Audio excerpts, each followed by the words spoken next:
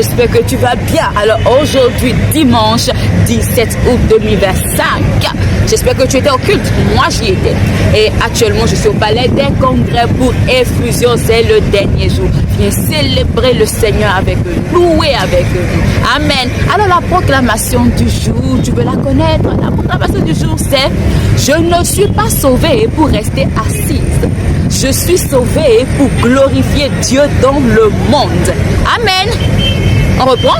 Je ne suis pas sauvée pour rester assise. Je suis sauvée pour glorifier Dieu dans le monde. Et nous allons lire Hébreux 12, 1. Prends ta Bible avec moi.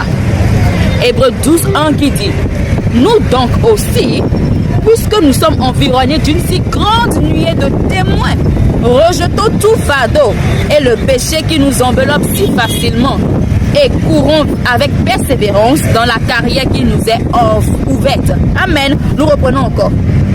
Nous donc aussi, puisque nous sommes environnés d'une si grande nuée de témoins, rejetons tout fardeau et le péché qui nous enveloppe si facilement, et courons avec persévérance dans la carrière qui nous est ouverte. Amen. Nous ne sommes pas sauvés pour rester assis.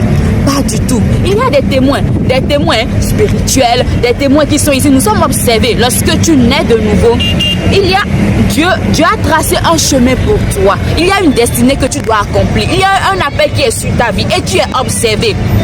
Ceux qui sont partis, ils nous ont passé le relais. Et ils attendent que nous fassions de plus grandes œuvres, puisque le Seigneur Jésus-Christ a dit qu'on fera de plus grandes œuvres que lui.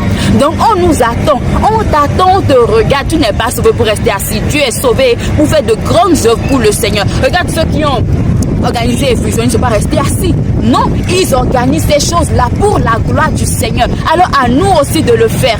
Et puis il dit ici, vraiment, et le péché qui nous enveloppe facilement. Donc de rejeter tout fardeau et le péché qui nous enveloppe facilement.